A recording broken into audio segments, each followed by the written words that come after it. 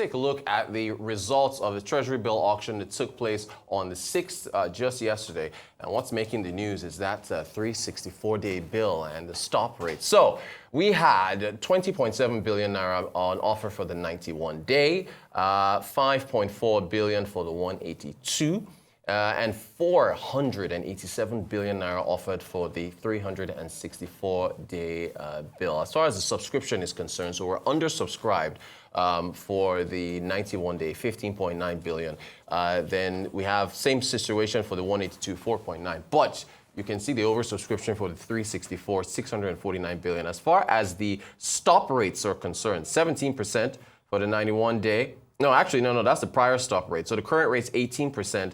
For the 91, 18.5 for the 182, and 23%, the biggest jump, 235 basis points, just 100 each for the 91 and the 182. So a big jump for the 364, and look at the true yield, a juicy 26.7% for the 364-day bill. We're happy to have Kingsley Okereke, who's the head of Securities Dealings at Zedcrest Group, to break this all down for us. Kingsley, good morning to you. Thank you so much for joining us. Good to see you again. So how do you interpret those figures in terms of demand from investors for the Treasury bills? Well, I think the result took market by shock. Nobody was pretty much really thinking that we're going to print that high. But my suspicion is that we had FPIs in the market for the auction, which rather drove yields to that high level. This is all-time high. We've never hit this on the 1 year.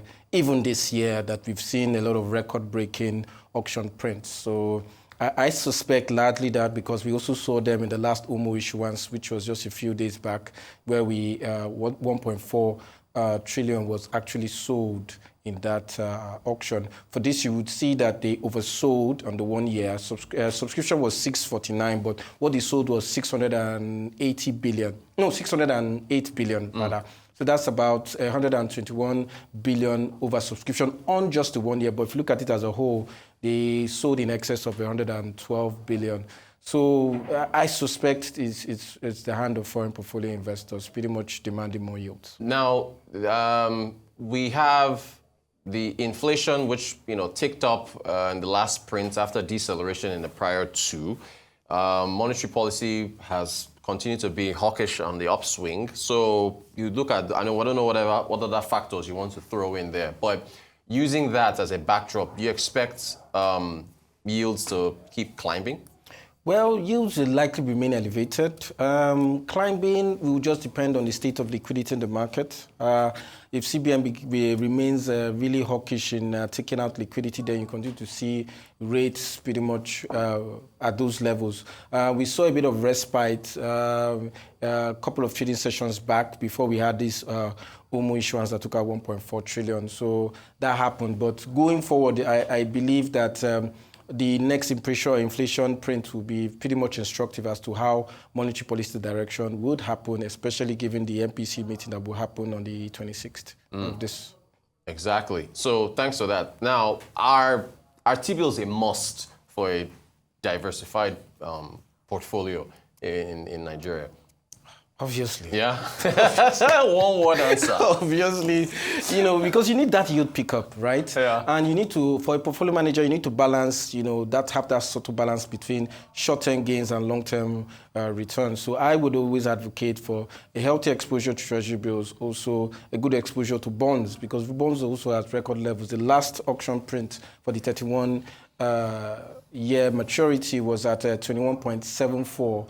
It came down because as I said, we've not seen those levels, especially on the 31s. So it came down to lower 21s, almost into higher 20s. So it's a must-have to have a balance, have some good exposure to bills to give you that short-term yield pickup, blend that with bonds, because by the time you move into subsequent years, you won't see this kind of high rates. So, those bonds exposures that you have will also help you sustain returns and be able to give back something to your contributors on your funds. And of course, look, this T-bill auctions, I think at the primary level, it's like 50 million naira to... Right? 50 million, 1,000. Aha. So not everybody can do that. So I guess folks could go to players in the market like a Zedcrest or others to invest at a lower level, right? Yes, okay. That's why we're here. Great. So I mean, let's break it down a little further. Say a #1 million portfolio. I mean, we don't have to get exact, but I mean, in percentages, how much would you give to stocks, bonds, T-bills, holding cash, and so on and so forth?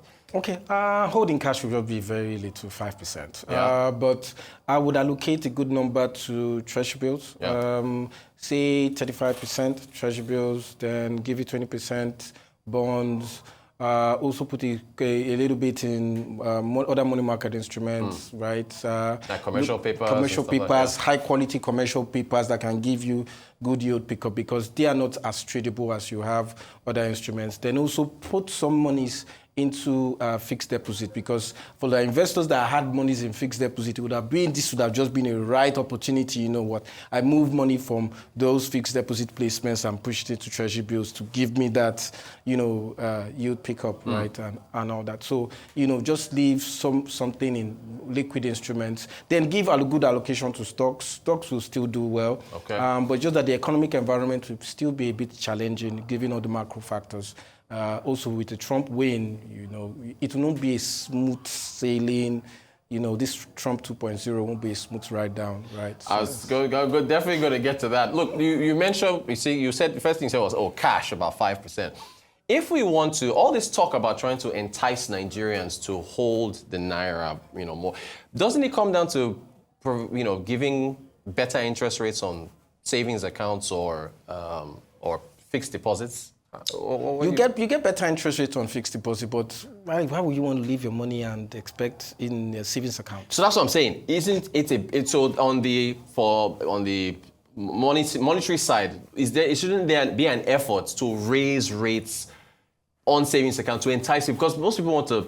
I mean, not most. Well, some people want to hold foreign exchange because of the weak purchase. So how do you entice Nigerians to hold more Naira? That's basically what I'm asking. I think the yield pickup that we are seeing on various investable assets are the enticement, okay. Right? And I think that's the idea behind it. You've seen the CBN governor opine in recent times that he's more inflation focused, and I think that's where his direction is to be able to curb these cost pressures that we are experiencing. So I think they will look at it on the balance of scale and see if, it will be worth their while to actually incentivize investors further with that trick, going forward. So the monetary policy committee meeting that is coming up on the 25th and 26th will be able to provide that kind of guidance that we're looking at. Fantastic. All right, you mentioned Trump. Later on today, the Federal Reserve will be meeting, and Bank of England is also meeting as well. First two monetary policy decisions post-election. If Trump's proposals, the tariffs and everything, are foreshadowed to be inflationary, how do you interpret how emerging markets? I mean, you already gave us a clue, saying things might be a bit topsy-turvy. How do emerging markets deal with all that, based on how the Fed reacts and going forward? Okay, let me start with the Fed before I move to emerging markets, because that will give the better context. So for the Fed, I expect a 25 basis point hike, and I think market consensus 97% is pretty much expecting that. But going into next year is where it's going to be tricky, and I expect the Fed to be very cautious. In fact, I am expecting maybe just one rate hike next year. Yes, because of how Trump policy is 60% imposition of tariff on Chinese goods. Wow, it's still going to affect the American economy in some way, shape, or form, especially those that are dependent on China, and all that. So I believe that given that gradual slowdown in the Fed's normalization pathway, that would will curb this rally that we've seen in the markets. People will now begin to reset, because I believe it's a knee-jerk reaction. People begin to reset and start to look more broadly. We have the debt ceiling that's going to be hit in January, and Trump spending more would push that more significantly, but I'm sure they'll find a delicate balance to that. So looking at emerging markets, I don't expect investors to just rush in droves into emerging market. I think they'll be more tactical in their approach, given the uncertainty with the Trump presidency. But the good thing with the Trump presidency is that I believe that all these wars that the U.S. is involved in tacitly, I think they're going to come to a halt, especially the one with Ukraine. I think that one, first and foremost, that will go to a grind, because Trump, prior to now, if you notice, towards the tail end of his administration, the last one, you saw that there was even an inquiry into Ukraine. Trump was not so much in support of the whole thing and all that. So I think it's going to really pull back significantly and put conditions to Ukraine for them to force them into a deal and a peace accord in that regard for them. And we will also be seeing that kind of replica in the Israel, Hamas Gaza war. situation. Yeah. Yes. So, fantastic. So as I said, I don't believe investors will just have that head mentality going into emerging market because. What about 2025, real quick? How do you see? I mean, maybe it's a little early to be asking, but how do you see the markets, moving? Same. It's still going to be same. I think it's still going to be a bumpy ride. Right, but generally, financing conditions will be lower, so you still see a couple of issuances coming into SSA spaces, both on the sovereign side and on the corporate side. You are going to be seeing issuances because debt will be cheaper to refinance, right? So you see that. Then, but you still see this oil thing is still going to be an issue, right? If the Middle East war is sorted, I see oil price coming down, especially with demand concerns coming in from China.